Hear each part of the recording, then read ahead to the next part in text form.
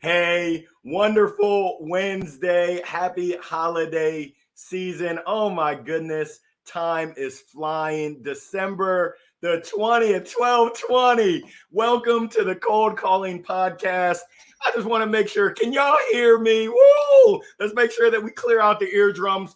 We got a doozy for you today. And I'm your host, Larry Long Jr., CEO, Chief Energy Officer of LLJR Enterprises. Happy to bring you the Cold Calling Podcast, sponsored by my great friends, Monster Connect. Rawr! Leveraging technology, leveraging human capital, and actual people to deliver you, yes, you, actual conversations. Imagine that. Actually getting decision makers on the phone, 8 to 12 per hour. Woo! How you like them apples? Now, our goal with this podcast is to help you, sales professionals, sales leaders, take your game to that next level. And in that realm, I am honored. I am privileged. I am absolutely blessed. Hashtag too blessed to be stressed to welcome today's guest. Not only is she the co-founder of a community of 42,000 plus. Yeah, you heard me, 42,000 plus. She's a mentor. She's a two-time Salesforce top sales influencer, a revenue enablement leader, a podcast host of What Is Your Legacy, which I've had the honor of joining. She's my great friend, and I am absolutely honored to welcome her to the stage. Let's give a warm Cold Calling Podcast welcome to Galem Girmay. Welcome. Larry, that was an excellent introduction. Thank you so much. And just being here and hearing you, it fires me up. It warms up my heart. And I'm so excited and honored to be on your show. Thank you. Wow. The feeling is mutual. And thank you for joining. I like to get started with a segment that I call the who, the what, and the why. I'm triple stacking the questions. Who are you? What do you do? And why do you do it? Yeah. So you've already introduced me. Great introduction, because I don't love to introduce myself. As you know, I avoid it at all times. So thank you. So yeah, a little bit more to who I am. Let's start there, and then what and the why. So I'm Galem Girmay. I was a salesperson, started as a BDR, then became an account executive, and now I'm in sales enablement. And I absolutely love this. And I'll tell you more about why in a moment. So that's who I am, born and raised in Sweden. And like I said, what I do is revenue enablement manager is my position right now for a tech company. And I absolutely love it because I get to be in the day-to-day with all of our reps, all the way from SDRs and BDRs, all the way to global account directors. So it's a big range. And I absolutely love that perspective and that experience to be part of that and various teams globally. And then why I do what I do is because when I was a sales rep, I quickly learned that there were key things that I love about sales. But then what I really enjoy that brought me meaning was the ability to help other people. And it started with helping my peers from an early stage as a BDR and mentoring them and getting them to the next level. Like when I was a BDR, I actually had peers that had onboarded and mentored that got promoted into the next level before I did. And it kind of stung a little bit in the beginning, right? When you're like, hey, when's my promotion coming? But it's also a testament to where the true passion is, I think. So yeah, hopefully that answers the three areas to kick this off with. Oh, you crushed it. You crushed it. And I'm going to unpack some of that. But first things first, before we get down to business, I call this spill the tea. I understand there's congrats in order, and I see you glowing. I just got to know my heart or my hearts. Hold on. Let me find it. I got my hearts around here somewhere. I got so much stuff on my desk. My heart is fluttering. Congrats are in order. Do tell. What's the special occasion? So I got engaged recently. Yes. So I'm starting to use my left hand more. I'm right-handed naturally, but I get to practice now, waving with the left hand. So yes, thank you. It's absolutely. Wow. Wow. Wow. Wow. This is a cold calling podcast first. The engagement, new, fresh, newlyweds. Congratulations. Oh my goodness. Thank you, thank you, thank you. Congrats. I love it. So you talked about mentoring, you talked about coaching, and it sounds like you were too good of a coach where you helped your peers actually elevate and escalate ahead. Have you always been that way in terms of helping and serving others, kind of that coach mentality? Yes, I have from a young age because I am a middle child, one out of five, right in the middle with two younger sisters, two older brothers. So naturally, from a young age, I was really helpful with my family. I didn't have a choice, right? And a bit of my history personally, being born and raised in Sweden, growing up in two different foster families. It wasn't really a choice not to be helpful to other people around me, right? Especially my own family. So from a young age, that's like on a personal level where it started. But then I could see this continuing on, right, in school and in professional world as well.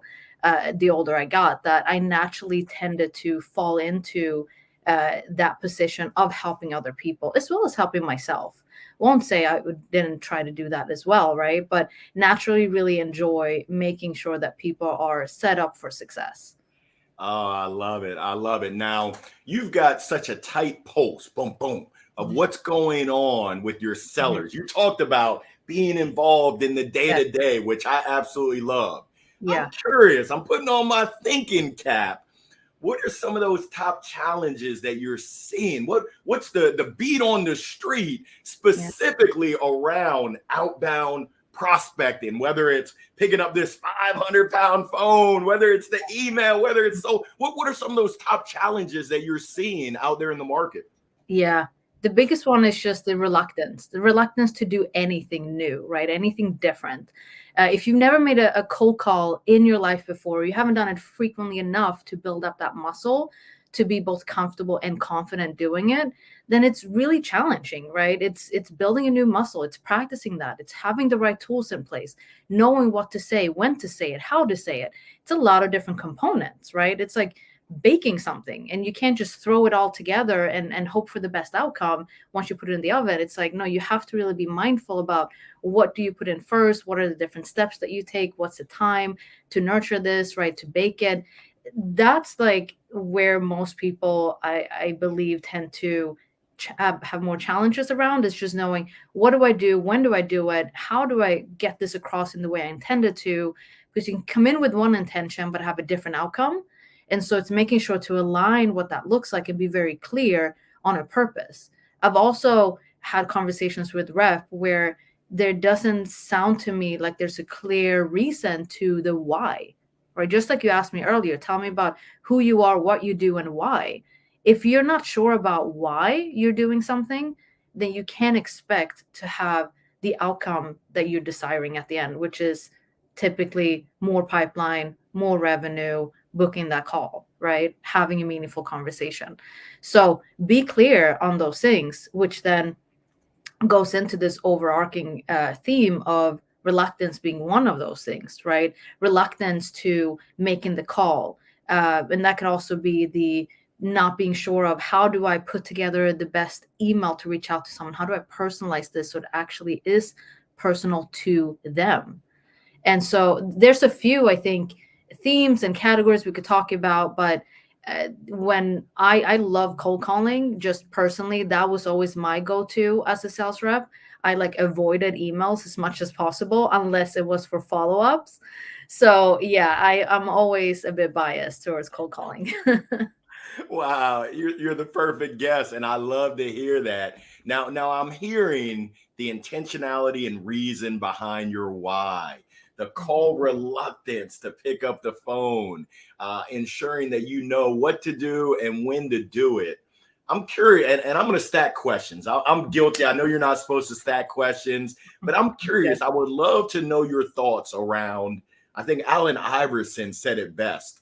Practice. We're going to talk about Oh practice, not yeah. the game. What Oh are yeah. your thoughts around practice? And then I also want you to roll into the strategy, because when you're talking about What do I do as a cold caller, as a seller to build pipe?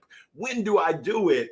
That you're playing chess in my mind. It's the strategy. So practice and strategy. I'm curious. What are your thoughts? Yeah, it's thinking about it as a playbook, right? Because you made this reference to Allen Iverson, basketball player, right?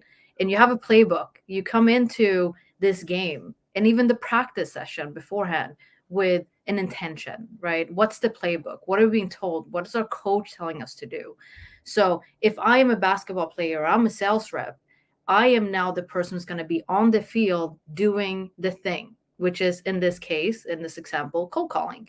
I'm going to have my coaches, which is going to be my manager, my enablement managers, the people kind of assistant coaches, right, who are there to help and support you. Those are the ones that's going to fuel this strategy, which is the playbook. So we have pretty clear guidance on best practices, how we want everyone to go in the same motion, doing similar things, but in their own authentic voice, right? So it's not that you can say that everyone's doing the exact same thing and send the exact same messages and sound exactly the same on the phone. That is not the case, because everyone have a different personality, everyone have a different superpower. A lot of people speak different languages, and a lot of reps live in different countries. So a lot of variables, right? So you can never be the same. The outcome can never be the same, but the playbook, the foundation is the same, right? So that's the strategy, is having a clear playbook and refining that, and practicing becomes part of that. So we have to set up kind of the structure around the outcome. So I'll give you a great example of this, because the theme of the topic is cold calling, right? So about 7 months back, I was like, okay, I hear loud and clearly from our managers that cold calling is definitely a key thing, initiative across the board, right? So I support them and I work closely with the management team, the BDRs and the sales management team, but starting with the people on the front line, right? Who are dealing with the cold calls on a regular daily basis. That's the expectation of their jobs, right? The roles and responsibilities. So from an enablement perspective, the best thing I can do, and I think anyone in this position, is to attach yourself to the outcomes of the stakeholders that you work with and essentially report to. That's how I look at it. I won't have a job unless they're successful. So I need to make them successful and their reps successful. So the one initiative I started with months ago, earlier this year, was cold calling blitzes, regular cold calling blitzes. So I think that is a part of the strategy, is setting it up in a way where you know what the expectations are, what the desired outcome is going to be, and how you're going to measure for that success. And then part of it then becomes the continuous practice of those things all the time.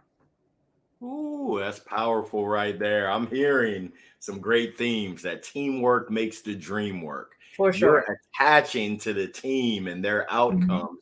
You're supporting them, providing a foundation, and it sounds like bumpers, but allowing folks to tailor it to their individual style, and Mhm. then having continuous and regular cold call blitzes. It's building that muscle now. I think I recall back. My memory's not the best. I think I got the memory of an ant or an elephant. Whichever one has a bad memory, that's me. I'm not sure. I think you have an excellent memory, actually. You remember people's names, places, little key details.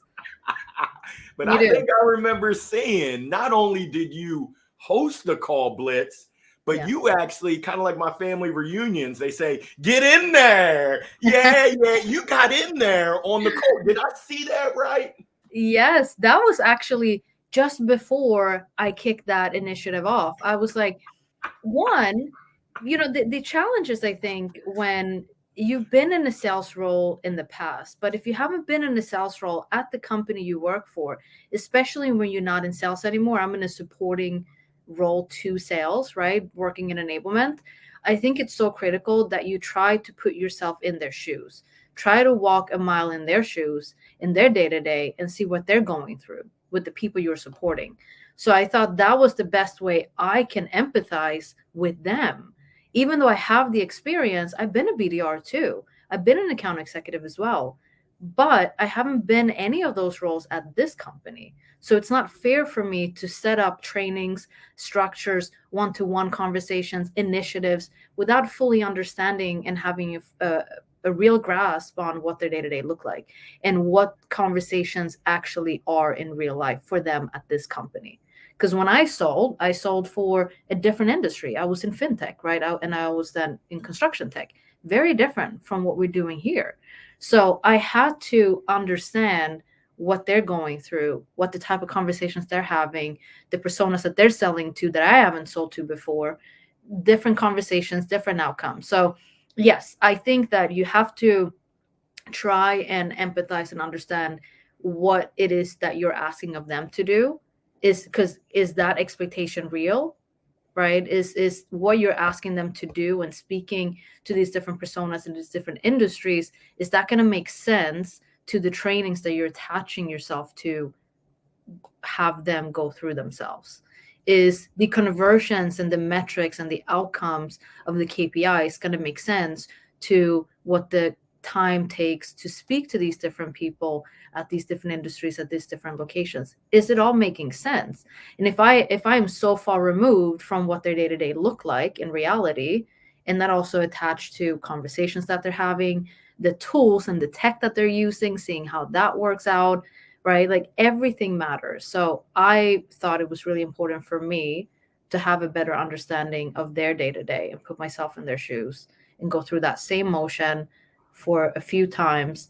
And then also it creates credibility, right? Because then I also recorded those sessions. And anytime I had a one-to-one with a rep, I said, I've been doing cold calling too. Like we can practice, but you can also watch me do it, like from this recording. Here you go. And they've done it. And because I can't sit here and ask someone to do role playing with me if I'm not willing to be vulnerable, because that's really what it is. It's about putting yourself out there as a leader and saying, hey, what I'm asking you to do, I've done it myself. And I'm going to show you that I have done it and I can do it. Otherwise, I wouldn't ask you of it.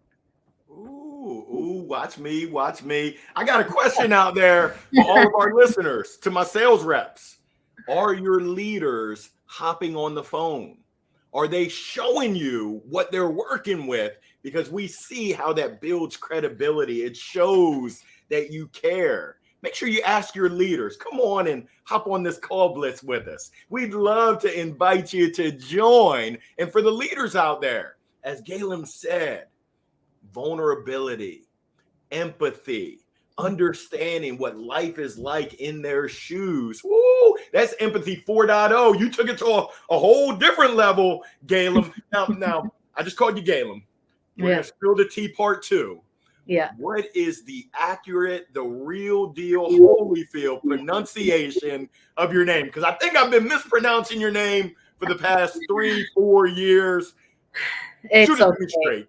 You know what? I'll give everyone a pass, especially Americans will get a pass. It's when you're not American that I have a little bit of a harder time with it. So the correct pronunciation is Galem. Galem. Galem. Yes. Galem. I'm gonna make sure I remember that. No more Galem. Galem. Oh, shame on me. You know who would really appreciate that more than I do is actually Alex. He constantly, when he hears people call me Galem, he's like, I just want to correct them. And I was like, no, I really don't care, because that's how I introduced myself to begin with, especially when I lived in the US. It was just easier, right? Like sometimes you're like, okay, which is the battle I'm going to take today and win? And this was not one of them. Oh, that's too funny. But to all the sales professionals out there, making sure that you pronounce people's names right. People love to hear their name, and they love to hear their name correctly, not incorrectly. I know if I had any hair, it would make me pull any hair that I did.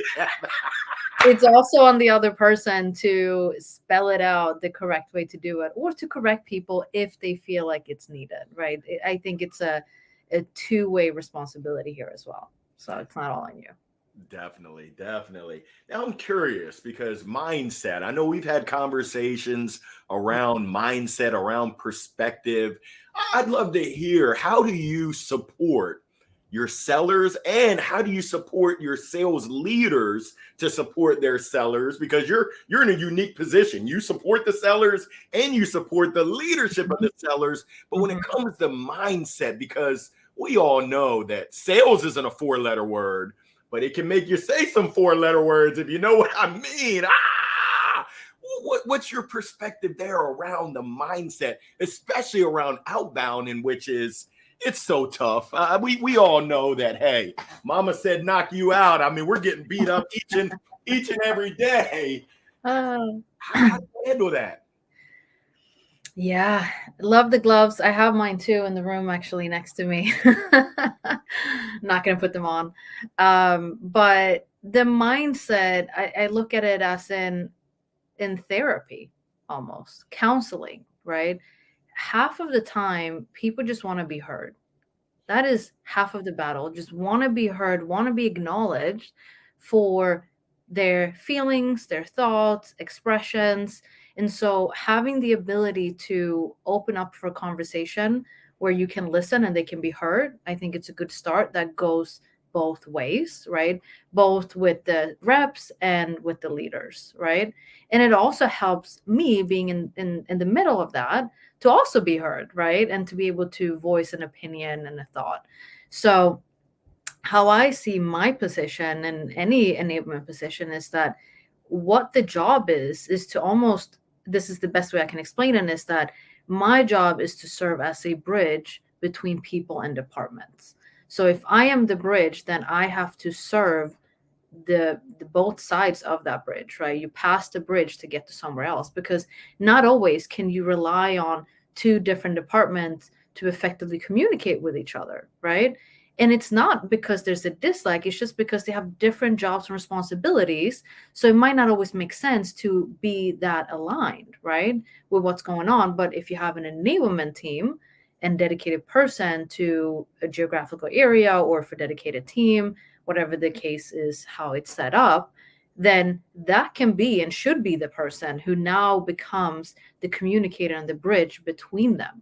And that's where I think mindset plays a part of, is what is the mindset of the people a part of that organization and that team who are working closely with each other? How can you overcome some of the things that's keeping you away from doing those things? The reluctance that we talked about around cold calling being one of them, right? Maybe it's the other piece of insecurity. Am I good enough for this job? Maybe it's someone who's like, I'm brand new. I don't even know what I'm doing. I'm not seeing the success. How do I get over that? That is the mindset. It's just like training the body, right? When you go to the gym, when you do a sport, right? That is your physical body, but your physical body can do a lot more than you think. And I know this because I did boxing, as you're aware of. And my body could sustain a lot in that ring, but you know what actually is what you have to work on is your mindset leading up to that. And that is where it gets proven, is when you're in the ring, in the arena, in the moment, making the calls, is your mindset and your ability to continue to push through leads up to the other physical aspects of practicing, having the strategy beforehand, right? But when it comes down to it, when it's game time, it's your mindset that you have to work on. That's powerful. The person in the arena pushing through, persevering. I love how you talked about being a conduit. You called it being the bridge between people and departments. Oh, and then I love how you shared that people want to be heard. We've heard this so many times that, hey, we've got two ears and one mouth for a reason, but sometimes knowing isn't always doing. Now, you had mentioned before about call reluctance. And for our listeners that are out there that are new to sales, or maybe not even new to sales, but they're struggling. They're out there struggling with cold calls. They're sitting there looking at the phone saying, do I really want to make this next call and just get beat up? That's already the mindset. Any tips? Do you have any top 2 to 3 tips that you would tell them right now? If you could speak directly to them, what would you share with them? I would start with identifying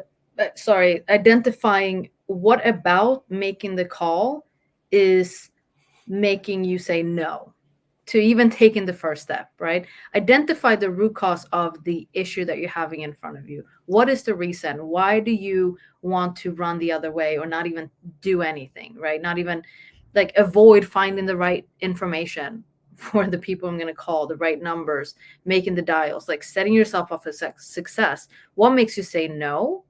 And then if you can start to identify where you're getting hung up, is it in the fact that your mindset is that, oh, if I call you, Larry, I'm going to be bothering you, right? Do I feel like I'm bothering you? Well, then we have to work on your confidence and your ability to take this step and this action without thinking like you are the person and the problem here. Usually where this comes from is where people feel like they have been blamed for something like this in their own personal lives in the past, that maybe they were bothering, asking too many questions, or being a pain and being too much, right? Like we get all these different labels and we carry those labels with us, right?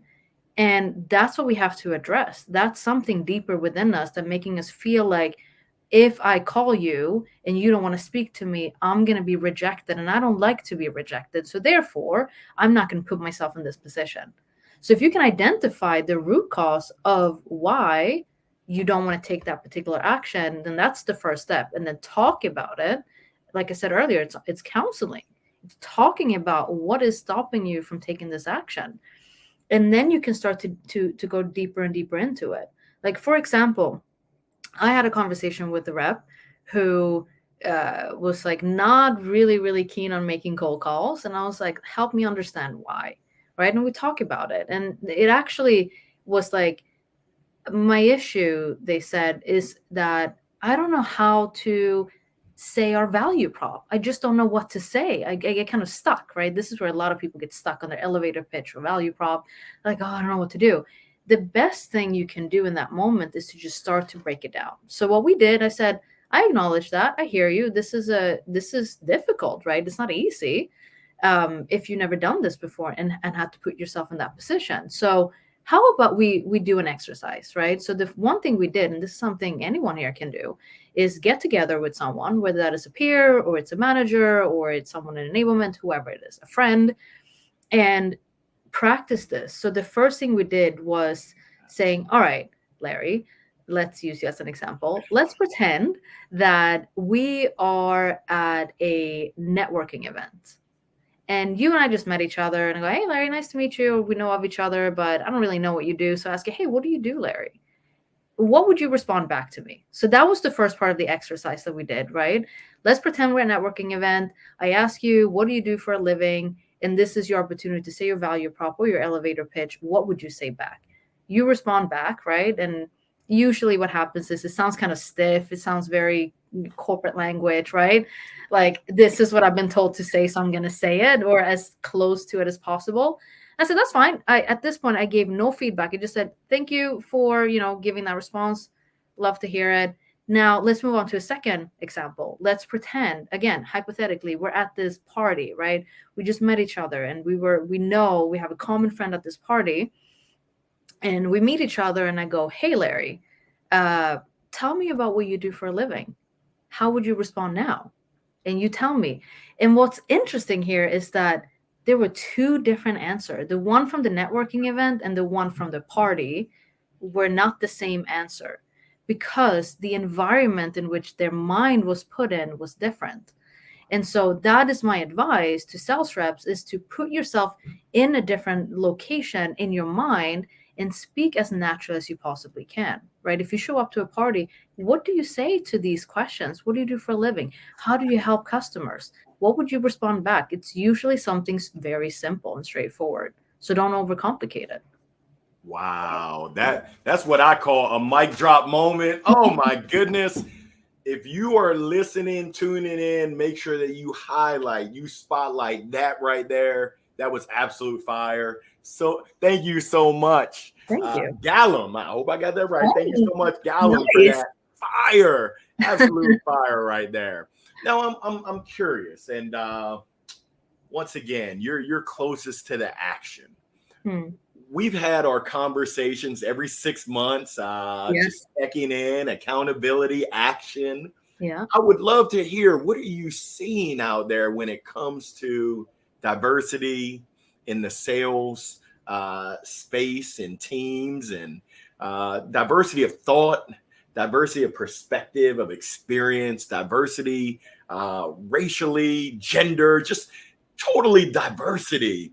What Mm. what what are you seeing? Anything to note out there? Because we've got people who tune in from all across the globe, all across the world, all different backgrounds, all different experiences. And sometimes there's folks I've heard that they don't feel like they fit in. They don't feel that sense of belonging. I'm Mm-hmm. just curious if you're open to sharing what are you seeing most recently, kind of the pulse of what's going on when it comes to DEI and B. Yeah.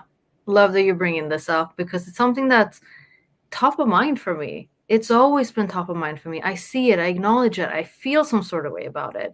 And let's step away from the specific conversation about sales teams and diversity. Let's talk about the industry, because here's where I see a challenge, and it's pretty frightening, is the fact that I scroll on my LinkedIn frequently, right, as most of us do, and I see events, I see webinars, I see podcasts, I see communities, I see all sorts of things. And what's really disheartening to me is to see all these kinds of companies not highlighting and not providing space for diversity. And I'm not just talking about us Black people, I'm talking about all sorts of diversity, not making the room. And even if you are, then you have to be really mindful about how you go about that, right? So, the reason why I think people feel the way I feel, which is I don't have a sense of belonging, or I am not being seen, I am not being heard, I am not being acknowledged.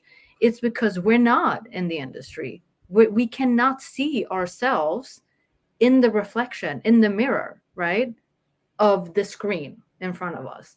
And that is the issue that I'm having. And this has actually caused me to take a bit of a step to the side, not away, to the side, and reevaluate how I show up, where I show up, when I show up, and why I show up to where I choose to be.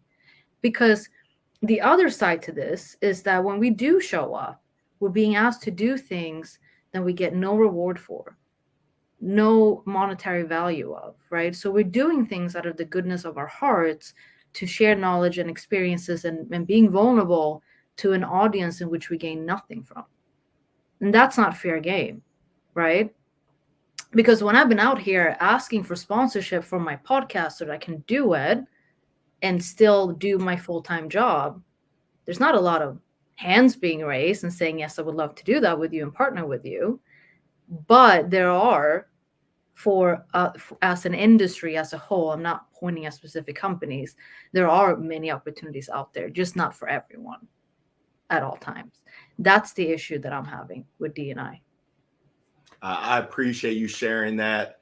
For all of our listeners, for all of our viewers, I just want you to know that we see you, we hear you, we feel you, and we love you. And who would have thought the cold calling podcast would bring love? But we just want you to know that, hey, we got you.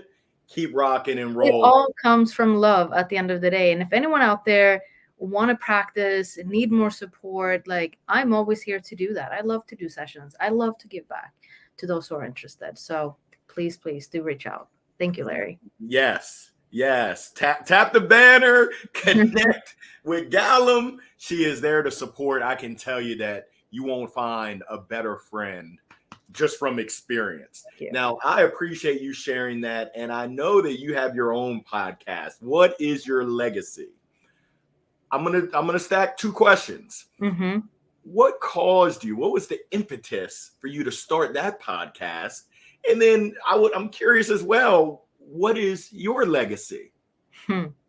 Great. So I'll start with the first one. What made me start it was an unfortunate event where my foster mom, Annette, she passed away of cancer. And I, at the time, was not even living at home, right? I was living in the US when this happened. And so after her death, I had all these questions and I was just wondering, what was the purpose of her life? Like, she did so much for so many other people, and including me and my siblings and my family for years without anything in return, no expectations. And she became this person in the neighborhood, in a small town in which I grew up, that everyone knew, everyone loved, like everyone felt safe to come to, right? Like, she was the mom. And so I just was so curious to what was the purpose and what was the meaning that she wanted to have, and the impact she wanted to leave in this world with all the people that she's helped and supported and nurtured and loved. And I didn't know. So for a while, I was lost, right? With losing her. I was really lost and I didn't know her at the core, and she didn't share this. And when she was sick, she did not talk about her sickness. She just kind of kept it moving, right? That was her mindset. That was just how she chose to show up. So I had all these questions and I thought, I don't want this to happen to other people around me in the future. So I want to have this time capsule just in a moment of speaking to people about what their intentions are with their life and their legacy, if there is such thing for people to leave behind. And so that their families have something to come back to and anchor themselves to and remember you for, right? So I had you on, Larry, in the early stages of the podcast. And I would hope that in the future, your kids, your grandkids, right, can come back to that conversation. They can hear you speak. They can watch you. They can understand you a little bit better, right? So anyway, that was why the podcast started. Um, what my legacy is, it's pretty simple. Well, first of all, after I watched this Netflix documentary about life on Earth, I just lost all sense of hope of any legacy because it could just be destroyed and die at any time anyway. So no one's going to know us. But um, I still want to have a meaning in the life I do get to live for the next generations to come. And for me, it's about having and giving unconditional love. So the ability to give and receive unconditional love, that's what I hope for my legacy to be. Wow, that is strong. Now, thank you for sharing that. From all the conversations that you've had, any common themes, or is it truly individualistic to each and every person? Any common threads or commonalities from those conversations Yeah. around legacy? There actually is. I mean, first of all, it's been a while since I've done episodes for the podcast. It's still out there. I highly encourage people to listen to it. I will at some point come back to it. But again, as I mentioned, sponsorships is going to be important. My day to day and my job and my career is really important to me. And I want to be able to spend my time and effort into that and not spend time on the mundane things that a podcast can do. I just don't have the ability, energy, to do this. So at some point, I will come back to the podcast when the time is right. But the themes that I've noticed in all of these 73 conversations so far that you can find on the podcast is family. So, Larry, if you remember, one of the questions that I asked at the very end was, if you have 72 hours to live on this earth, the last 3 days, what would you do? How would you spend your time? And I listened and re-listened to these conversations, and what came out of it, the main biggest takeaway was family, spending quality time with my family, but also leaving some sort of lessons behind for them, right? So what that did for me and what I learned from doing this podcast and having these conversations was, I started about 2.5, maybe 3 years ago now ish. I started a video diary for myself so that I can keep these moments of reflection and teaching moments in the future to my future kids, my future grandkids, to my family, to my future partner at the time, right? All these little things that I did in the video diary. So the takeaway from this is that, yes, there's a theme, and main one was always family, that people wanted to connect back with and share the love, share the lessons learned from life with them so they can learn from them, mistakes, good or bad.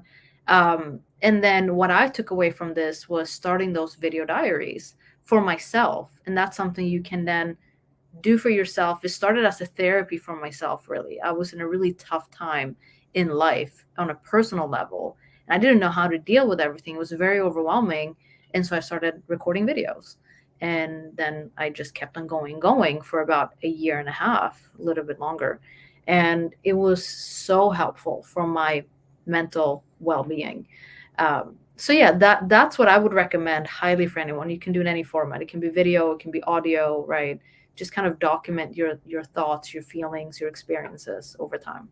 Wow, Galen, way to put a bow on this. This was amazing. You dropped knowledge around cold calling, around sales, around mindset, around diversity, equity, inclusion, belonging. But this right here is powerful. When I hear legacy of unconditional love, when I hear that common theme of quality time with family, I encourage all of our listeners, all of our viewers, please take heed that yes, what you're doing is important. And even more important is what you're doing for yourself and those around you, those relationships with family, that quality time, being able to leave lessons and leave your legacy. Just keep that in mind. Sometimes we get so enveloped by just the day-to-day minutia. I got to make 150 calls. I got to send 50 emails. I got to send this number of in-mails that we lose that main thing. And Galem, I'm going to tell you that. And really, I'm going to tell anyone listening, let's go ahead and get Galem a sponsor. She deserves it. The What is Your Legacy podcast deserves to be sponsored. Those messages that she's serving as the bridge to providing and the impact that she's having deserve support and sponsorship. So let's go ahead and rally to make that happen. And Galem, you don't even know this. Our conversation, this was probably 2.5 years ago. I remember it because I was noodling on a podcast. Should I start a podcast? And I was overwhelmed. I said, oh, good. And you said, hey, I'll walk you through step by step by step. And I just wasn't ready. And I've been fortunate and blessed that Monster Connect has powered this podcast to allow us to have this conversation. And I am going to do whatever I can in my power to make sure that we get you powered up with the What is Your Legacy podcast, because it needs to be told and told and told. And you're at, did I hear 74 episodes? So I've recorded 73 in total. 73. We need to keep that going. So we're going to find you a sponsor by hook or by crook. Now, we've come to the end of our time. I'm going to give you the last word. Any last words that you want to share with our sales professionals, our cold callers, our sales leaders that are listening and tuning in? What do you want to share with them? Especially, we're knocking on the door to 2024. It's right around the corner. It sure is. It sure is. The biggest thing I have learned recently from just observing reps and friends in the field and people that I've mentored this year is use your authentic voice in your messages, in your conversations. Don't put up the customer support voice when you're calling, prospects. Use your own authentic voice. Don't try to write a message, an email, or LinkedIn pitch that how you normally wouldn't communicate with someone, right? Just because you have a template doesn't mean that you can apply that template and use it at all and given times if that is not how you sound like, if that doesn't come across like you. Because what I love to see the most is when reps can take something, an idea, a framework, and they can take it, make it their own, and then apply it. That's the best thing you can do, is to make it your own. But what that does is it requires you to spend some additional time to fully be able to do that. So that is my biggest takeaway, is try to use your authentic voice in this setting as much as possible so that it sounds and feels like you, because that's when you're going to get really confident in your abilities to succeed with that in a repeatable way in a process. Wow. Authenticity, FTW for the win. Galem, thank you. Thank you. Thank you. Happy holidays. Happy New Year. Wishing you continued success from the bottom of my heart. And very rarely, I mean, with all the microphones I got, very rarely am I at a loss. Yeah, I can't stop, won't stop. Up to five It microphones. doesn't quit. Oh But my goodness. I am truly at a loss for words, and just nothing but love for you and Thank you. all that you do. You are appreciated. Thank Now, you. I encourage our Monster Connect, our cold calling podcast family, connect with Galem. Let's boost her up. Let's find her that sponsor and just give her thanks for dropping so much knowledge. With that, we're going to wrap. A reminder, please join us next Wednesday. We're looking at December 27th. Oh my goodness, time is flying. But we're going to be back, same bat place, same bat time, 1 o'clock Eastern, 10 o'clock a.m. Pacific. And Galem, we appreciate you joining us all the way across the pond in London, by way of Sweden, by way of Eritrea. Did I get that right? Eritrea, yeah. Oh, yes. Shucks. I love it. So we will see everyone next Wednesday. Thank you again. Signing off. Thank you. Peace, love, and hair grease. Thank you.